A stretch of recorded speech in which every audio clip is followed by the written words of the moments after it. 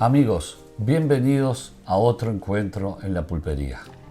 En el programa de hoy, con relatos, con historias, imágenes, vamos a ir hasta el río Tacuarí, precisamente a Puerto de Amaro. En el año 1969, don Erotides Techera, con comercio en el puerto de Amaro, a pocos metros del río Tacuarí, concreta la idea de construir una balsa para facilitar el cruce del río desde y hacia Rincón de Ramírez. Más tarde, el balsero es Ángel Cardoso, Chilo, acompañado siempre de su señora Blanca Viera. Años más tarde, los balseros ya eran Dorlí Batalla y su señora Shirley Techera. Ya para el año 1979, los propietarios de la balsa, que también explotaban un comercio, eran Carmelo Machado, conocido por los amigos y todos nosotros con el mote de Macaco, y su señora esposa Mari Barreto. La creciente de 1984 se encargó de destruirla, dejando de funcionar a partir de entonces. Para los que usaban la balsa y los que acostumbrábamos a ir los fines de semana o en turismo, guardamos un dulce recuerdo de allí. Hoy ya no está don Carmelo, pero esta historia no podía quedar olvidada. Por ese motivo, invitamos a Mari Barreto para dialogar y charlar sobre la historia de Puerto Amaro. Mari, muy buenas noches y te agradezco por haber aceptado la invitación para venir al programa. Buenas noches, estimada audiencia. Gracias, Johnny, por la invitación. Es un gusto estar acá, conocido de tantos años, de tanto tiempo. Y bueno, es una historia larga. Yo hace 31 años que, por motivo de los estudios de las sillas, me tuve que venir a la ciudad, con mucho dolor, porque me vine el día que hice la mudada todo el camino llorando. Me imagino más. Entonces, después siguió mi esposo. Cuando yo en ese año, en el 1991, cuando me vine, ya la balsa no había dejado de funcionar La porque la creciente de 1984 la sacó y la rompió, la destruyó, la enredó en un alambrado y bueno, en el golpe con la corriente se desarmó porque era de madera, ¿no? Y entonces, y también funcionó muy bien en los años en cuanto no se hizo el puente sobre el río Tacuarí en Plácido Rosas. Ahí se funcionaba muy bien porque se acortaba mucho el camino y los arroceros de la parte del departamento de 33 contribuían a mantener el estado físico del camino porque era desastroso. Entonces ahí perdió el interés y entonces ya la gente que pasaba era a caballo, era con ganado que llevaban, porque la balsa no llevaba más de 10 reses y 3 o 4 caballos era lo permitido por ley, más era sobrepeso. Y motos se pasaban, porque la gente en ese tiempo pasaba, tomaban en las arroceras muchos peones, como las tapias se hacían a pala, y los canales a pala, contribuían mucho al trabajo de la gente de la ciudad, que venían mucha gente de Brasil a trabajar, pienso yo que ilegalmente, ¿no? En aquel tiempo. Y ahí el tráfico era tráfico era fluido, era muy fluido el tráfico. María, sí. Mari, vamos a volver un poquito atrás. ¿Tú naciste ahí en la zona de Puerto de Amaro? No, yo vine con 3 años para Puerto de Amaro con mis padres, que mi abuelo compró esa fracción de campo ahí, y después mi padre compró esa otra pequeña fracción del señor Erotides Techera, que eran 20 hectáreas. ¿Dónde estaba la balsa? Donde estaba la balsa. Y el comercio. y el comercio. Y ahí yo ya era casada. En el año 1900, me casé en 1972, en 1979 mi padre compró eso y nos propuso que nos viniésemos a trabajar, porque trabajábamos en la arrocera, mi esposo trabajaba en la arrocera en San Fernando, y ahí nos vinimos a trabajar.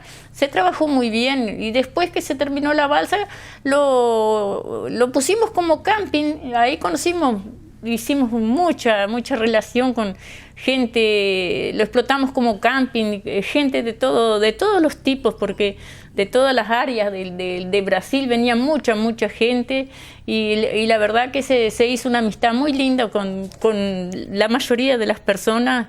Era un encanto el lugar precioso, el lugar precioso, y cómo les gustaba la tranquilidad y el ambiente que había, que nadie molestaba para nada.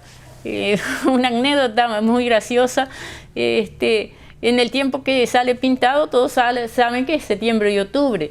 Entonces estaban en una barranca acampados unos brasileños con tremenda carpa, y había uno cortando una varita así, con un facón para clavarla en el piso para poner la línea, atar la línea, y se nos escapa el facón y le pega en la pierna así, y él hace ¡ah!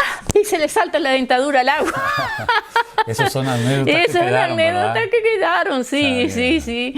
Mari, son anécdotas que van quedando. ¿Vehículos pasaban en la balsa o no? Sí. De pequeños portes. Sí, autos, camionetas, hasta, yo no recuerdo bien si era 1000 kilos, 1500 kilos el peso que autorizado por hidrografía. Porque cuando ustedes... El calado era grande allí, porque cuando falleció esta gente encontraron, midieron, yo no recuerdo bien si era 19 metros, 29 metros que había de profundidad en la parte más profunda, sí. Y tenía que ser la balsa en la parte más profunda para que no encallara, porque si encallaba no había quien la moviera, porque era movida a fuerza humana. Eso te iba a preguntar, ¿era fuerza humana? Fuerza humana nomás, tiraban de la linga, sí, una linga hecha con 8 hilos de alambre. Yo no me recordaba si había un caballo. No, a mano nomás. ¿Y cuando estaba crecido el río igual funcionaba? No funcionaba, no, porque era muy fuerte la corriente, allí era muy hondo, juntaba Cañada de Santos y el arroyo Sauce y desaguaba todo era afluentes del Tacuarí. Son afluentes del Tacuarí, venía mucha agua de arriba, como decían mis padres. Porque cuando ustedes se hacen cargo de la balsa, su esposo la modificó, los cilindros de aire ya eran... Porque comenzaron con tanques de 200 litros acerados. Sí. Después del accidente, hidrografía, para dejarla funcionar, exigió porque tenía tanques solo al costado, que tenía que tener en las puntas también para que equilibrase el peso seguro, y no se diese vuelta con la... Y tenía que ser autorizado por hidrografía. Sí, era autorizada por hidrografía, sí. Y los botes también, nosotros trabajábamos con botes, cuando era para pasar pasajeros, gente en bicicleta, se pasaba en bote, o cuando no se pasaban, que había algo de corriente, pero se podía pasar en bote, que caballos se tiraban a nado. ¿En el lugar allí allí en el lugar mismo, sí. La parte más angosta, enfrente se tiraba a nado. Era un trabajo riesgoso, pero se lo hacía. ¿Y ustedes cobraban también por botes, verdad? Seguro, sí, se cruzaba, yo no me acuerdo cuánto se cobraba, pero eran miserias cuando aquellos, yo qué sé, 5 pesos sería por una bicicleta y 10 pesos por una moto y otro 10 pesos por caballo que se pasaba, no recuerdo en aquellos tiempos, porque después se modificó estamos en 79, estamos en 40 años prácticamente. 40 años, la moneda se ha modificado también, los valores y el nombre de la moneda. Mari, además de, por ejemplo, la mayoría era gente trabajadora que iba para las arroceras, ¿verdad? De Rincón de Ramírez. También venía gente por ejemplo, con compras, hacían surtido en Brasil. Sí, hacían surtido y también ¿Eran surtidos o gente con contrabando también? Exactamente, eso no quería decir porque digo, en ese tiempo Era común el contrabando de todo tipo, ¿no? Porque inclusive el de la lana y el del ganado, no había DICOSE. Después, en el año 66, yo creo que fue que se creó, empezó DINACOSE cuando aquello, ahí fue que se ajustaron las leyes y bueno, y fue más difícil, tanto contrabandear la lana como contrabandear ganado, como el contrabando. Comestibles, sí, había cantidad de gente, por ejemplo. Yo no sé si es vivo, que me disculpen, la familia, el burro amaral era común que llevara y vendía en las arroceras. Y bueno, y yo en un tiempo, yo también llevaba y vendía. Personas que compraban y llevaban para revender. Sí, ellos se revendía en las cantinas, o se revendía casa por casa, en casas de familia. Yo me había hecho una vasta clientela ya, pero en los últimos años ya, después que dejó de funcionar la balsa, ahí yo me hice una vasta clientela llevaba ropa y llevaba surtido para una cantina. Entonces, ¿y usted tenían vehículo? ¿Cómo iban a las arroceras después que cruzaban la balsa? Tenía una hondita. Primero tenía una bicicleta, iba en bicicleta. Y después ¿Llevaba surtido de bicicleta? Llevaba.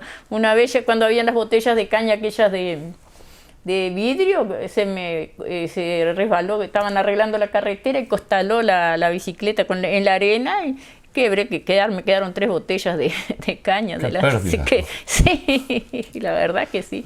Son vivencias de la vida, que la vida me enseñó, como dicen, y son cosas que no se deben perder, porque si uno las cuenta hoy en día, probablemente dicen que se está agrandando, está mintiendo, pero la gente que nos conoció sabe el trabajo que se pasaba y cuánto... Por eso te invitamos a que vinieras a contar un poco, porque sabemos un poco de la historia, ¿verdad?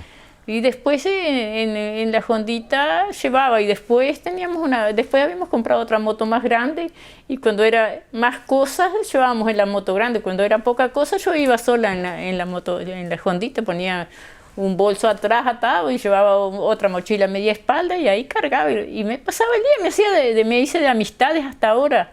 Hay mucha gente que me conoce y me reconoce por el trabajo, que nunca yo iba a veces con las chiquilinas y había la señora de Artigas Perdomo, Fátima, siempre sabía que estaba en la fecha de yo ir. Cuando iba con las chiquilinas, esperaba, hacía pan casero y mi hija me decía, la más grande, dice, mamá, ¿y si no vamos a ir a la casa aquella que la señora nos da café con pan casero? Dice. Mari, ¿tus hijas las criaste ahí en el Puerto Amaro? Exactamente, sí. La grande fueron 6 años a la escuela, 80, iba a caballo. Hacía 8 kilómetros para ir y 8 kilómetros para volver a caballo. Había 7 porteras, Sí. Y la otra fue hasta tercer año. De ahí yo me vine para Río Branco porque la grande ya había empezado el liceo, y ya el liceo la UTU, que fue los 3 años de UTU, y ahí yo me vine porque para estudiar tienen que estar los padres sí. Para supervisar una cosa que quisieran, porque digo, yo no tuve la oportunidad de estudiar, y fue una cosa que yo adoraba y adoro hasta ahora. Si no fuera el frío del invierno y las noches largas, yo hasta ahora estaba estudiando, porque me encanta. Cuando no terminé primaria, porque los padres generalmente de antes, ellos no creían en los estudios, creían en el trabajo, en el futuro que se forjaba trabajando y siendo personas honestas. Bueno, ni yo ni mi hermana terminamos primaria. Después, cuando a los muchos años, mi hija la mayor ya era recibida, ya era profesora, y yo escuché en el informativo, en un programa de radio Río Branco, que en el liceo iban a dar clases para quienes no tenían primaria terminada. Yo le comenté a ella, y ella fue y me dijo, ¿y qué vas a hacer? ¿Vas a ir, no? Y yo, ¿qué sé? Digo yo, sí, te anoto. Bueno, está. Y cuando vino de tarde, era un martes, dice, mirá que las clases empiezan mañana, te anoté, ¿eh? Te puso el cuchillo en la espalda, como quien dice, para que está bien. Entonces, yo digo, ¿y qué tengo que llevar? ¿Y qué vas a tener que llevar? ¿Un cuaderno y una cartuchera? ¿Qué más? Yo pensaba cuando fui, llegué con una vergüenza y yo digo, ¿esto va a ser un viejerío? Y miraba y no veía a nadie. Pero no hay edad para aprender, Mari. Sí, pero cuando entramos al salón, yo no podía creer que hubieran chiquilines con 15 y 16 años que no hubiesen terminado primaria. Una cosa insólita. En resumen, los viejos que habíamos éramos 3 o 4. El resto todos jóvenes. Y jóvenes que cosas insólitas, y que los maestros, la maestra tenía que pasar trabajo con ellos para que hicieran las tareas, para que se aprovechara eso que había venido de primaria, que es un gran logro. Mari, con todo lo que, las historias que debes de tener en la cabeza, tú, tu esposo, tus hijos, contame un poco hubo un gran accidente, ¿verdad? Ahí sí. Con los vecinos. Sí. ¿Qué es lo que sucedió? Exceso de peso en la balsa. Ella era apta para poner 6 o 7 animales vacunos y le pusieron 13 y un caballo. Entonces cayó el caballo, resbaló y cayó, y los animales se fueron todos hacia un lado y ahí volcó la balsa. Se dio vuelta la balsa. Se dio vuelta la balsa y había un poquito de corriente también, porque había llovido y había algo de corriente. ¿Y ahí fallecieron quiénes? Ahí falleció la señora Blanca y la esposa del balsero. La esposa de balsero y Morales, que no me acuerdo cómo era el nombre, Moralito, que era el dueño del ganado que llevaba para un establecimiento en Rincón. Y se salvó el caballo nada más y el balsero. Y ahí se suspendió por un tiempo. Ahí se suspendió por un buen tiempo, sí, yo no recuerdo cuánto, pero tuvo bastante tiempo suspendido, hasta que no la reformaron, le pusieron esas otras boyas, esas otros que para darle estabilidad no funcionó la balsa. Ahí vinieron de hidrografía y la habilitaron, ahora sí está para funcionar, y le hicieron poner más hilos de alambre, porque creo que tenía 4 y le hicieron poner 8, para que quedase un grosor, una fuerza sustentable. Porque esa balsa, para los que no conocen, no saben, además de la linga que tiraban, el balsero llevaba los alambres de guía también, ¿o no? ¿Cómo era? No, llevaba solo la linga. Solo la linga, sí. ¿Y la balsa iba suelta? La balsa esa linga atravesaba el río de lado a lado, 320 metros creo que tenía. Y iba prendida de la balsa. Iba prendida corría por rondanas. Sí, ahí está. Y al mismo tiempo iba tironeando el balsero. Seguro, tenía por el costado así, tenía una tabla y se caminaba por ahí y de ahí se tiraba, se hacía fuerza y se tiraba. Una tabla que sobresalía por el lado de afuera de la balsa, sí. De los dos lados tenía la tabla, porque si alguno quería ir parado, no quería ir adentro, si en caso de animales que se podían mover o que podían patear. Y era toda cerrada alrededor, era cerrada. Cerrada de alambre, como un alambrado. Con dos porteras y tenía rampas que se levantaban y subían. Y como rondanas, que eran las que giraban, que hacían el movimiento para correr la linga. Yo me recuerdo que, por ejemplo, en la semana de turismo, los acampamentos allí estaban siempre. Siempre. Y en primavera, si era una primavera que fuese linda, también siempre se llenaba. Venía gente de todos lados. Nosotros conocimos gente de Estrella, allá que vinieron a hacer la carretera. Yo no me acuerdo si fue la BR-116, vinieron a hacer una ruta acá en el Uruguay, y ellos ahí quedaron un fin de semana y era 800 kilómetros de acá, de Yaguarón. Ellos fueron un fin de semana a conocer allá. Como venía gente de Montevideo. Venía gente de Montevideo, pero era la menos, la gente de Uruguay era la menos. La gente uruguaya venía en semana de turismo y los brasileños venían todo el año, y así era. Hoy ya no existe de todo aquello campestre que había con sauces y todo. Lo cuento porque yo, cuando la empresa que yo trabajo hace parte de ese lugar ahí, ¿no? Sí.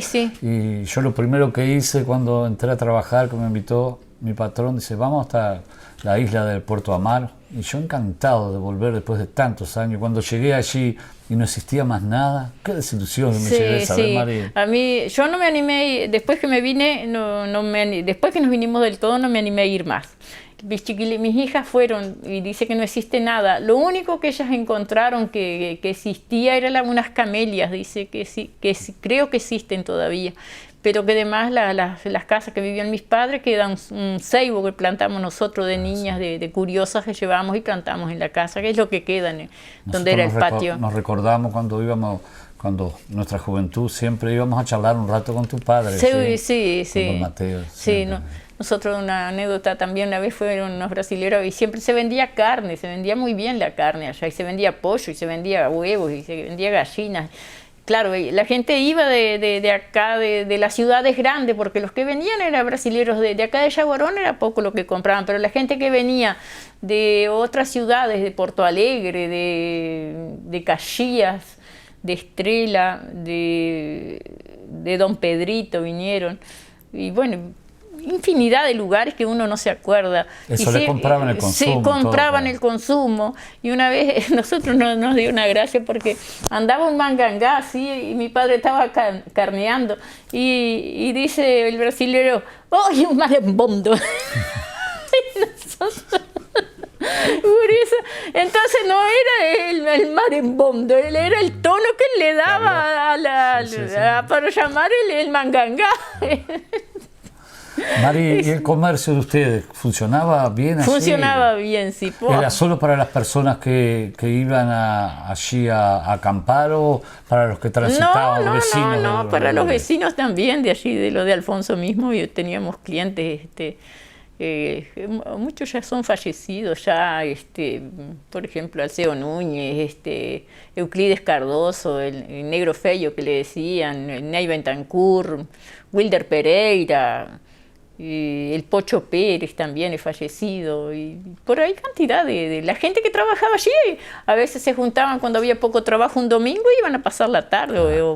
¿Y ustedes cómo hacían, Mari, para venir por ese camino que hoy es difícil de andar en aquellos años? ¿En qué venían ustedes? ¿En qué se locomoción Yo tenía un carro con un caballo y salía a las 3 de la mañana para llegar a las 8, a las 6, a las 8 de la mañana acá a Río Branco. Cuando era verano salía temprano porque me tenía cobardada el sol.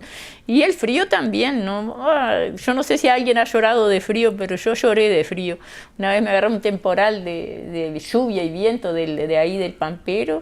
Y me pegaba el agua así en la cara, las goteras, y parecían piedras pedradas, frías, y todo el camino de frente, 3 horas y 3 horas viajando al trotecito con el carro cargado. Y cruzar la cañada. No, pero la cañada tenía que ser mucho la lluvia para que creciera, pero no era, a veces los puentes agujereados, pero los caballos estaban acostumbrados. Uno pasaba por aquí, se bajaba y lo pasaba por la rienda. ¿Y bueno, hacías el surtido y volvías el mismo día, María? Sí. ¿El mismo día regresaba? Sí, el mismo día regresaba.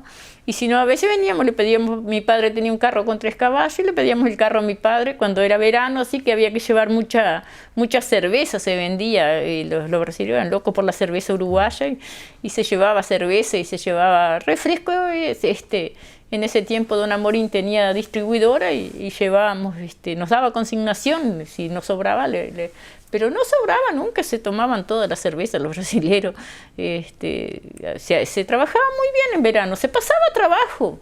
Yo digo, a veces, a mí no me van a decir lo que es pasar trabajo, lo que es trabajo, digo yo, en esas cosas había que, y agradezco a los vecinos que me ayudaron tanto, y los amigos, que a veces se me reventaba un tiro, que es una cadena que agarraba el caballo del carro, o una vez se me reventó una llanta, que en el tiempo los carros eran de llanta, así como ese carrito que hay ahí de hierro, y eso con el calor dilataba, o con el frío dilataba, y se corría. Y don Alcides Silvera, que hoy es Chirico, que tenía una herrería allá en mitad de camino, una vez llegaba y llegué y le pedía que me atara un alambre para yo llegar hasta casa, y así en cantidad de lugares. Por ejemplo, ¿qué vecinos eran los más cerca que tenían ustedes? ¿Se recuerda algunos de ellos, María? Sí, allí lo más cerca que había era la casa de mis padres, que después mi padre se jubiló y se vino para Río Branco. Tenía una chacra mi madre que había recibido de sucesión, y le compró los pedazos, las fracciones a los hermanos, y se vinieron para Río Branco, y quedó mi hermana en el campo, y nosotros quedamos en el otro pedacito chico.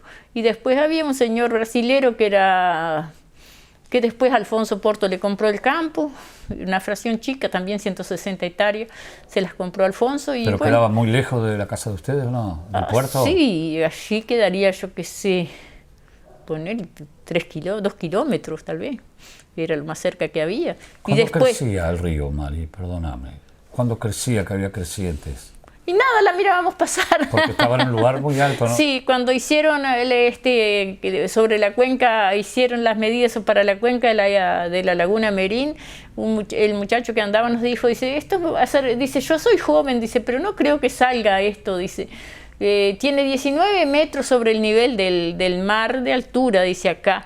Y no ¿Dónde creo estaba que la casa de ustedes? Donde estaba la casa de nosotros. Entonces la creciente nosotros la veíamos pasar. Sí, sí. Con fuerza, venía grande, era grande, se volteaba, mi padre volteaba los alambrados para que se volteaba los alambrados cuando se veía que empezaba a crecer, para que la resaca no reventara los hilos y rompiera todo, porque si venía una creciente de golpe así, que viniera en una noche, a veces llovía mucho para arriba, para el lado de arriba, como decía, para los afluentes, venía con mucha fuerza el agua y ahí arrastraba troncos y árboles y de todo, y animales muertos. Entonces, el desastre que hacía en los alambrados era tremendo. Entonces, pero a nosotros no nos hacía nada, nosotros la mirábamos pasar, pues estábamos en un lugar muy alto. Era alto, la mirábamos, veíamos para todos lados. Te pregunto, ¿algún accidente en algún momento hubo, algo que te recuerde? No, o sea, cazadores o algo. No, gracias a Dios que no. El arma era algo peligroso. No, sí, era algo peligroso, sí, pero no, nunca. Por suerte en el tiempo que nosotros tuvimos, nunca. Los regalos especiales son de Las Vegas. Todo en comunicación visual, lonas impresas, adhesivos, sublimación, bordados, banners y mucho más. En calle Virrey Arredondo casi Jerónimo Paseiro, Río Branco, Las Vegas, personalizando regalos especiales. Bueno, Mari, está preciosa la charla. Vamos a hacerte un pequeño obsequio. Bueno, del muchísimas programa. gracias. Muchísimas gracias a ustedes por invitarme. No, por favor. Nunca esperé. La verdad que estoy a las órdenes y agradezco Espero que sea la medida para el café o para el té. Exacto, Medio pasadito para el té, pero para el café Pero tal el vez café que sí. viene bien. Yo soy fanática del café con leche, no salgo de mi casa de mañana sin tomar mi café con leche, así que bueno, muchísimas gracias. No, por favor, Mari. Y un agradecimiento que yo quiero hacer a todos esos vecinos que aún, porque los agradecimientos tenemos que hacerlos en vida, a esos vecinos que aún existen, que quizás vean el programa, a Mirla Telis, a la señora de Ariel Díaz, a la familia de Alcides Silvera, a la familia del Toco Pereira, de Omar Pereira, gente que me ayudó mucho en aquella época, a la gente que trabajaba en lo de Alfonso Porto, Nay Bentancur, a Wilder Pereira, a toda esa gente que muy querida, muy amiga, que reconocieron y ayudaban a mis hijas inclusive a abrir las porteras. Es la oportunidad y muchas gracias muy grande. Y eran los amigos que estaban a la orilla del camino, eran ¿verdad? los amigos que ellos no estaban en la orilla del camino, ellos andaban trabajando y las veían a las chiquilinas que iban para la escuela, iban y le abrían una portera porque ellas pasaban trabajo para abrir la portera. Claro, eran chicas y iban a caballo, era lo que había. Y entonces ese es mi agradecimiento enorme a toda esa gente que en ese tiempo se podía confiar en mandar un hijo solo a la escuela, hacer kilómetros. La verdad que sí, Mar. Era maravilloso porque... Y es bueno los niños de hoy y los jóvenes saber el sacrificio que se hacía para estudiar, ¿no? Para estudiar. Y yo fue una cosa que me puse en mente cuando no me dejaron estudiar, que salí de la escuela, me juré, digo, si yo tengo hijas, mis hijas van a estudiar, digo, van a hacer lo que yo no hice. Perfecto. Yo tenía tenía el sueño de ser maestra y hubiese sido si me hubiesen dejado, hoy no estaba aquí, sería alguna. Y hoy tenés una profesora y una maestra. Hoy tengo una profesora y una maestra. Me realicé el sueño de mis hijas. Perfecto. Gracias. Los regalos especiales son de Las Vegas. Todo en comunicación visual, lonas impresas, adhesivos, sublimación, bordados, banners y mucho más. En calle Virrey Arredondo casi Jerónimo Paseiro, Río Branco, Las Vegas, personalizando regalos especiales. Mari, sobre todo lo que charlamos y te oímos contar, muy emocionada, te vamos a hacer algunas preguntas que nos queda con nosotros y no queremos dejar pasar. Perfecto. Por ejemplo, Mari, ustedes cruzaban a tanta gente, tu esposo, tú. ¿Ustedes alguna vez cruzaban la balsa, por ejemplo, para ir a Rincón, a algún baile, alguna fiesta de escuela? ¿Utilizaban sí, también? Sí, por supuesto. Allí a la escuela 68 de Los Raduns y a la escuela 77 de San Fernando, que eran las escuelas más cerca, siempre íbamos. Siempre. Sí, siempre. Si pudieras regresar en el tiempo, ¿te gustaría volver allí y criar tus hijas en ese mismo lugar? Ah, qué pregunta difícil. No sé. Actualmente yo pasé tanto trabajo, sufrí tanto cuando vivía en campaña. Actualmente con la tecnología que hay, sí, con luz eléctrica, así como hay, que hay vehículos, que los caminos son buenos, que es distinto, sí. Pero en la época que vivíamos nosotros, que una heladera había que economizar el gas, que la televisión había que economizar la batería para mirar los informativos, era 15 minutos todos los días, media hora, para que durara 15 días la carga de la batería.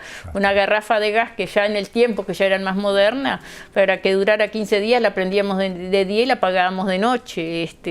Era un sacrificio tremendo para tener cierta comodidad, lo mismo que la luz también, los faroles también.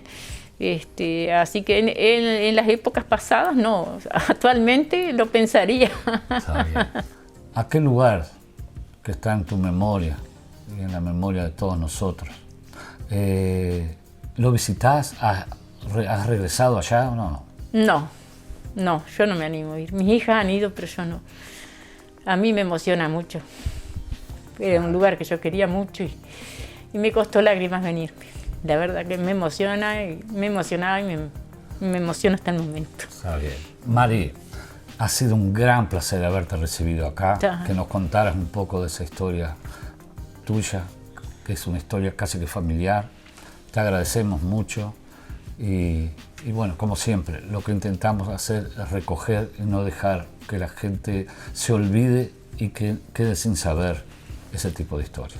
Muchísimas gracias a ustedes por invitarme y por poder expresar los sentimientos que a veces se quedan, uno queda escuchando, pensándolos y recordando en el tiempo y bueno, tanta gente querida que ya no existe más y esto es un debe que yo tengo con toda la gente que me ayudó, que me ayudaba. Mire que se supo pasar trabajo para vivir allá. Amigos, estuvimos charlando con Mari Barreto. Muchas gracias y los esperamos la próxima semana.